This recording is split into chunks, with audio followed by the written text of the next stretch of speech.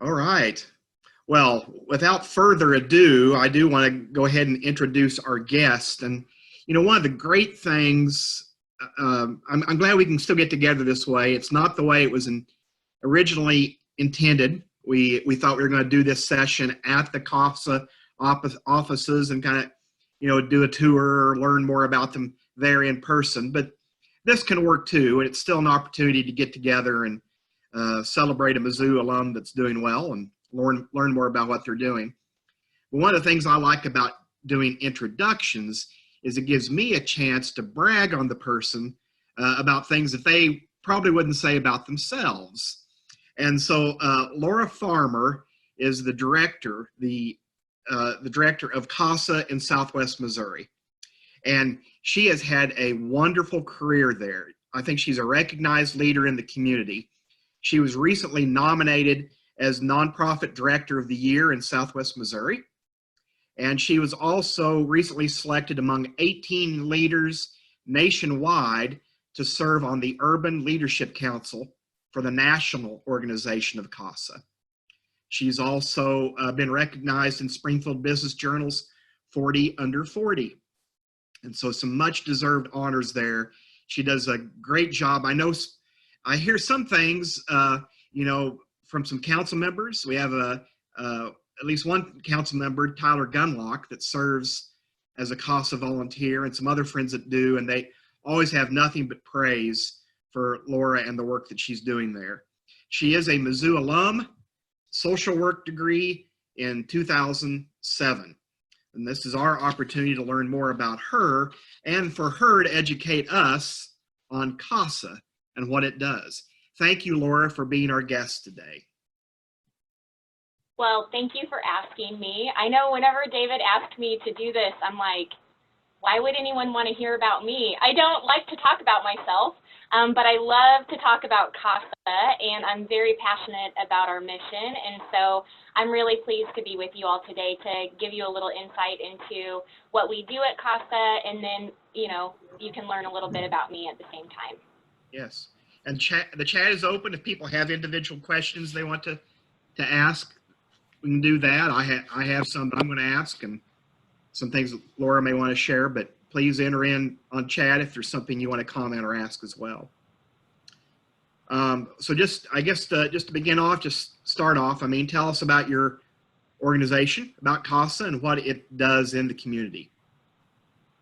Sure. So CASA stands for Court Appointed Special Advocates. And what we do is we go out into the community, we recruit volunteers, we provide them with training and support, and those volunteers are sworn in by a judge and then matched with a child in foster care. So when that child comes into foster care, they're assigned a CASA volunteer who visits with them twice a month to really get to know the child, to act as a mentor and a positive support for that child, and a consistent support for that child. But then they take all that information that they learn about that kiddo, they take it back to what's called the family support team. So they attend really important meetings for the child, and then they also go to court hearings to advocate for that child's best interest. So CASA of Southwest Missouri serves Greene and Christian counties. At the end of 2018, we expanded into Christian County. So we've been in Christian County now for about a year and a half. But we've been serving Greene County for 30 years. This is our 31st year in Greene County. There are about 750 kids in foster care in Greene and Christian counties together. And unfortunately, that number is the highest that it's been in the past 5 years. And with the changes of coronavirus and the stay-at-home order, we anticipate that those numbers are going to increase, and we've actually already been seeing that. So our responsibility is that we want to go out there and recruit volunteers to make sure that each kid that comes into foster care has that advocate that is there for them from the time they enter foster care, all through whatever changes they go through, to make sure that child has whatever that child needs to be successful. And then that CASA will serve that child through that entire time that that child's in foster care, generally about a 2-year commitment. So we currently have about 200 volunteers that we're working with who are serving a little over 300 children. So one CASA will serve one child or a sibling group. And so that's how kind of our program works.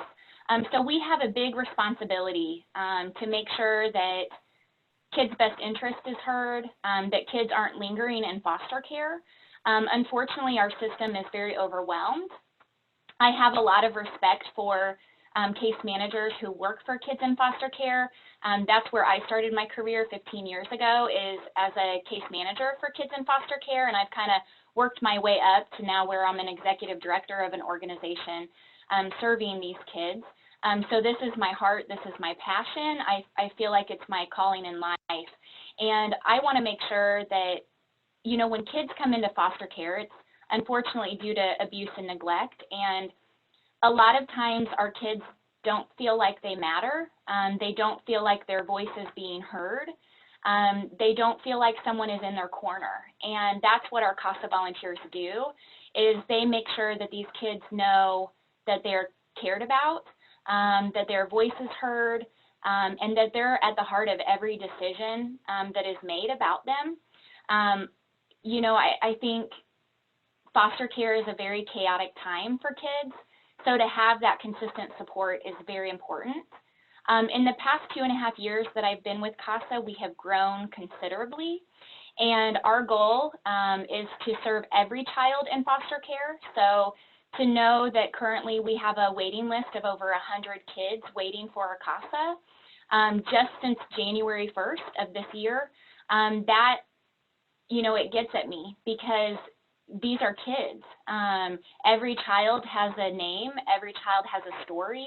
And so, you know, we really gear up our team around our mission and getting out there to raise awareness and recruiting volunteers, and then equipping the volunteers to do the best that they can do. So in a nutshell, that's what we do. I don't know how many of you have been already familiar with CASA and the work that we do. And I would hate to miss this opportunity. So if you are interested in getting involved with us, if you know someone who might be interested in learning more about CASA, please send them our way. We'd always be happy to share our mission with them and to give them the resources that they need to see if this would be a good volunteer opportunity for them. Wow, Laura, with 200 volunteers, you're spending a lot of time managing volunteers, and you're also a nonprofit, so you're doing some work raising money too, I would guess, right? Big part of it. Do you have like a recruitment fair, or do you do like, or is there like a training or something once a year that people participate if they really want to be a CASA volunteer? Yes, so we do training typically about 6 times a year, depending on how many people we have that have applied to be a CASA volunteer. So there is an application process and a training process.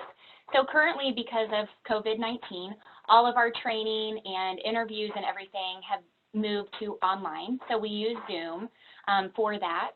But basically, if somebody's interested in learning more, they can visit our Facebook page. We have a very active Facebook and Instagram page. They could visit our website to learn more. They could simply call our office, even though we kind of have limited office hours right now and limited staff in the office. We can still get phone calls through an app on our phone. So even if we're at home, we can answer our office phone. But just call us with questions. We'd be happy to walk you through that. And then if you are interested in applying to be a volunteer, you would apply on our website, fill out all of that information. We run background checks on all of our volunteers, of course. We do reference checks. We do an interview with our volunteers just to touch base one-on-one to answer questions about the volunteer opportunity, but also to get to know our potential volunteers, because since the work that we do is so sensitive, you know, we want to make sure that our volunteers are really equipped and knowledgeable about what they're signing up for. And then after they go through that interview process and we do the background checks and the reference checks, our volunteers go through 30 hours of training. Now, typically, that training is 15 hours online and 15 hours in the classroom. So we've had to shift that a little bit, where now all of it is through virtual means. And those training sessions have been really great. We've had really good feedback. We just swore in, 2 weeks ago, we swore in 19 new volunteers virtually. So it's all still possible to get involved and to do really great work, even though we have limited some of that in-person contact. But that's what our volunteers would do in order to become sworn in as a CASA volunteer. All right. Well, and so if you're interested, start with the application form. That's the place to start. You know, I don't know if I don't know if you see yourself in this way, but in the role that you're in and the work that you're doing, you really are a community leader. And I don't know if you've thought about that too much, but where would you say you kind of got your start as being a community leader? What was the seed of that in your life for becoming a leader? I think that's a really good question. So I definitely did not go into this field thinking, you know, this is not a self-serving mission for me. You know, this is more than that. So I really feel like, me personally, I have a faith, and so, you know, that I rely heavily on. And so I really do feel like this is my purpose, and my calling is to serve specifically children who have been abused or neglected. I have known that that is my passion and my calling for a very long time. So personally, my dad was actually in foster care and was adopted. And so my family history has a lot of, you know, I just grew up with a knowledge of the system, if you will. And so I always knew that I wanted to do something in that field. And of course, children are very close to my heart. And so it was a really easy fit for me to go into social work and to work directly with kids in foster care. When I started my career, again, you know, I thought that I would be a case manager and I would work directly with kids. But I think what I soon realized is child welfare is a very hard field to work in, and there's a lot of turnover, and retention can be an issue. And because I feel like this is my calling, and because I feel like I was placed in leadership opportunities very early on in my career, I decided that that was something that I wanted to pursue and something that I wanted to do, because I do really care about my job and I really care about people. And so I think that that translates really well into being a good leader. I am someone who, I'm a very transparent person, and I'm not afraid to do what I think is right, and also support people in that. And so I think that that has just really helped me be the leader that I am. But again, like, I didn't go into this field originally thinking, you know, someday I want to be the executive director of an organization, or I want to, you know, be a leader in the community or that kind of thing. But I think it's just naturally fit with my personality, and I can impact a lot more people in the position that I'm in. And by leading an organization that's a volunteer-based organization, it's not just me helping one person, it's me helping my team be the best that we can be, and then equip our volunteers to be the best volunteers that they can be with the kids that they serve. And so we're able to do a lot more than just me individually. So that's kind of what I think drew me into leadership, and kind of the way I frame it. Learning to multiply yourself. Very important. Yes. What about mentors or someone who's been an influence on you in your leadership journey? Yeah, I mean, I think I've had several mentors that have helped me along the way, and I still stay in touch with my supervisors, my first couple supervisors that supervised me. And it's funny because when I was getting my bachelor's degree, I was thinking about this. I had a really great supervisor for my internship. So as a social work student, you have to do internships where you actually get to practice your skills, and you get to really learn from others. And so my first supervisor as an intern, later on, whenever I became the director of another nonprofit here in Springfield, I actually hired her on as a worker. And so it was kind of a role shift, and it was really, really interesting because I learned so much from her when I was an intern about building connections, building those relationships, and especially in social work and probably in any field that you work in, it's such a small community. And so those relationships really matter. The way that you treat people, the way that you communicate, it really matters because it carries you through your entire career. And so when I had a job opening and she applied for it, you know, we kind of laughed about that role reversal. But even though she was my employee and I was, you know, her supervisor, her boss, I learned so much from her. And, you know, just that relationship that we continued to have.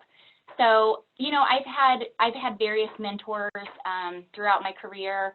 I've learned just as much from my mentors who have been my supervisors, as well as partner agencies, as well as the workers who I've been blessed to supervise. So I see everything as a learning opportunity. I am not a perfect leader. I am not a perfect person, and I think I try to be very humble. So, you know, I see one of my team members on this call, and I learn just as much from him as hopefully he's learning from me. So, well, that you hit on some key words there, and we didn't plan this ahead of time or anything.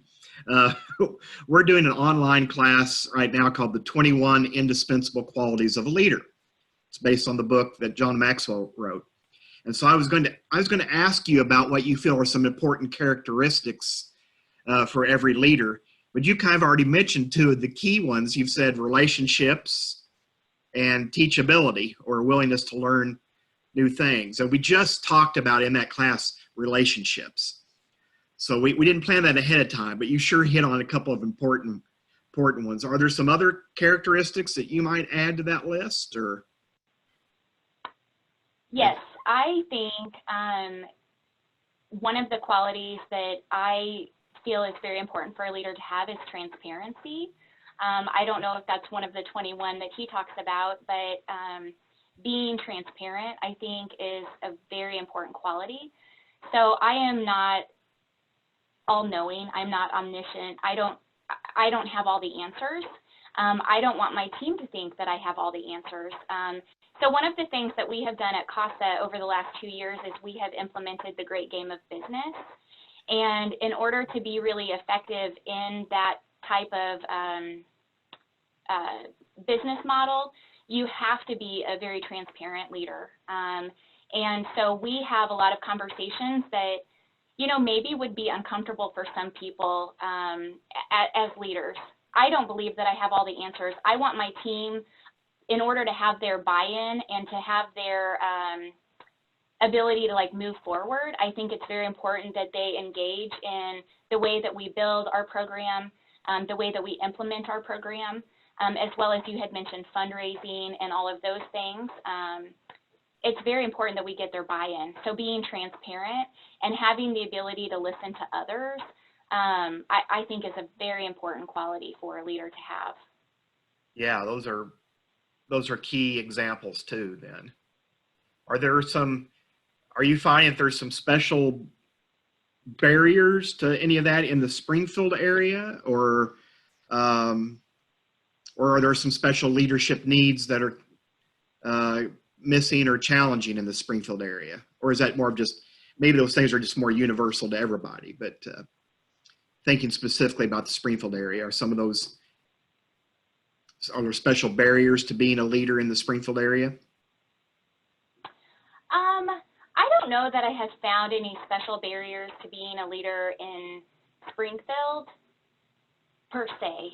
I think, so I am kind of in a different position where I am a young female leader, and so I think that poses some challenges for me as an individual. I have young children, and that I think can pose some challenges. So I feel like that's less general as far as like barriers in Springfield versus just me as a human being and as a person, especially during this pandemic. So I am really lucky to have a husband who, you know, supports what I do. He also works in the field with children in foster care, so we have a good partnership and understanding of why our jobs and our personal missions are so important. But for example, I'm here in the office doing this Zoom call instead of at home, and that's really with just his support. And so I do think that that is very helpful. But as far as barriers to leadership in Springfield, I honestly can't really think of anything except for just some of the personal things that I have had to work through, finding those mentors, finding people who have experienced similar things to me, not being afraid to ask questions, and to develop those relationships, I think is very, very important for longevity. If you want to continue as a leader, if you want to continue, especially in child welfare, you have to have those people that you can ask questions of and count on for advice, especially when you're like in the weeds on things, to have somebody who could maybe look at the bigger picture and help you see things from a different angle, I think is very important. Yeah, relationships and listening to others. It sounds like you depend on that a great deal. You've mentioned that several times as being key components. Are there other things you do to kind of grow yourself as a leader? Any books of interest that you're reading, or other things beyond some of the mentoring relationship types of things you're talking about? Oh, sure. I read a lot. So I think one of the things that I learned is leaders, they like want to absorb information all the time. So sometimes I do have to cut myself off and say, okay, I'm going to read a book for enjoyment today, or, I'm going to take a little break and listen to an audiobook that is just pure entertainment, because I get really passionate about my job, and also I really strongly believe in lifelong learning and just developing yourself. So I'm a big Brené Brown fan, which probably a lot of you have listened to her TED Talk or watched her Netflix special, or maybe read her books. But Daring Greatly is a book of hers that I have read several times, and I think it speaks to my leadership style, and it speaks to just kind of the authentic person that I am. I always say I have a problem where I can't be anyone else except for myself. So no matter what setting I'm in, I'm just kind of, naturally who I am, the good and the bad. So I really like that book. There are lots of other books. So I will tell you, I have my bachelor's and master's degrees in social work, and I have my clinical license in social work. So I haven't necessarily, like I said, I didn't go into social work thinking I'm going to be this nonprofit leader or director of an organization. So I have read a lot of books on leading an agency. I have read a lot of books on fundraising, because as a social worker, I'm not a trained fundraiser, but I do love to tell our story. And so I have read a lot of fundraising books. I'd be happy if there's any other nonprofit people on the call that wants to know exactly what those fundraising books are. I don't want to bore the rest of you with that, but I read those, and then I try to implement things that I think would work well here at CASA and help our agency grow and do the things we need to do in the community. Yeah. Well, you've obviously done some reading and some training on the Great Game of Business as well. Yes, of course. I've read those books, and we've been through the training, and we actually, I don't know if anyone knows Katie Davis. She used to be the director of Big Brothers Big Sisters, and she was an awesome resource for us and actually went through an 8-week coaching jumpstart session with us. And so that was very helpful to us. So again, just learning from others and, getting that input, so then we know how to personalize it to our organization and then move forward. I think Katie is a Mizzou grad too, isn't she? I want to say yes, but I don't know. I think she is. I think I recall that. So yeah, thanks for mentioning her name and bringing that up. I forgot about that connection. I think there's some other Mizzou connections to SRC and the Great Game of Business. If I recall, when President Choi first began with the university, he made a visit to Springfield, and we actually went to one of the SRC locations where the Great Game of Business office is, and he met with people over there, and I don't maybe Steve Baker. It seemed like there was one or more of them that had Mizzou connections and things with their families and themselves too. So that's great to see. And what a hidden gem in Springfield that is, SRC and the Great Game of Business both. Well, now some others may have some questions they want to chime in on here, and I'll watch for that, or you can unmute yourself and ask if you'd like. We'd love to have the interaction. And but specifically to end with one, because you're working with foster youth yourself, you're working to improve yourself as a leader. What are some keys maybe that you see for developing our next generation of leaders? Maybe even some of these students that are in foster care now, but youth in general. So I think that there are a lot of things that people can do to develop as leaders, no matter what type of leader or profession you're going into, so not just social work, but specifically here in Springfield, we have the network through the chamber, and I think that that's a really great option for young people to get involved with, so that they have some training that's geared towards them, but then they can also have contact and seek mentorship through the Chamber of Commerce. To me, mentorship is the best thing that you can do. So seeking out mentors who have, everyone has different experiences. So whether or not even they're in the same field that you're wanting to go into, they have lessons that they can share with you and that you can gain knowledge from.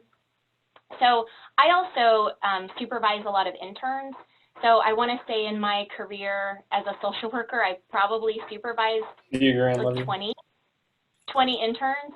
And so giving back. So I think, a commitment to everyone on this Zoom call, if you are in a leadership role, making sure that you're taking time to give back to other people and supervise them, provide them with opportunities to learn and grow, I think is one of the really important things, because I know I learned by, working with others, learning styles that I liked or didn't like, and then applying it to my own style, but getting out there and trying. And, to me, that's one of the most important things that you can do as you're developing your leadership style is get out there and try. Don't be afraid to ask questions. Don't be afraid to ask someone if you see someone out in the community and you're like, wow, that person is such a great leader. And don't be afraid to ask them, hey, would you be willing to have coffee with me? And, just let me ask you questions. Because more than likely not, they're probably going to say yes. And they would feel really honored to be able to help in that way. Yes. Well, you're connecting back to relationships and some of that as well. You've talked about how you've grown and others have helped you grow as a leader. Have you ever had any failures? Every day. Leadership failures, have those been opportunities as well? Let me think. I just feel like my failures are just as much a part of me as any successes that we've had. And I'm trying to think of something really specific where I just felt like, oh, that was a huge flop.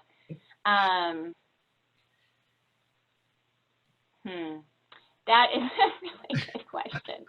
I would say one of the most important things I will mention, one of the most important things as a leader is selecting your team. So taking the time to really process through who you need on your team, what qualities or characteristics or strengths you need on your team. Because I know, so at CASA we have done the Gallup Strengths Finder. So we know what people's strengths are. I know what my strengths are, but I also know kind of where I'm weak and what kind of people I need to partner with in order to make sure that we're not having any like glaring things that we're missing. So one of the things that I know about myself is one of my strengths is that I'm an activator, which means I'm a really fast-paced person, and I like to get the job done really quickly. And, you know, so when I think about failures, I would think more like I make decisions pretty quickly, and I'm not afraid to come up with plan A and plan B and plan C. So if plan A fails, then we have a backup plan. And so I'm trying to think back to any situations where, you know, maybe we needed to pivot really quickly or something just didn't go quite the way that I thought that it might go, and we had to change that really, really quickly. But I'm not someone that beats myself up necessarily if something doesn't go like I think it's going to go. And I also think that building the team around me that all have strengths in different areas, they can tell me maybe where I'm falling short somewhere, or maybe they can even help me, or I can delegate some of that responsibility to them, so that they, you know, it's not just me making these decisions and then failing, if that makes sense. Yeah, it does. It does. Well, thank you. There's always an opportunity to learn from those in there. So. Absolutely, absolutely. And there are times where I know I've probably said the wrong thing and want to put my foot in my mouth. But again, I'm an authentic person and I am a human being. I'm not perfect by any means. So. And we're proud of the fact that you're a Mizzou grad too. That's just icing on the cake right there. And yes, I'm very proud to be a Mizzou grad too. we got to stick together here in the Springfield area for sure. So, well, it's been a pleasure to have you as a guest to learn a little more about you and your leadership journey and CASA as well.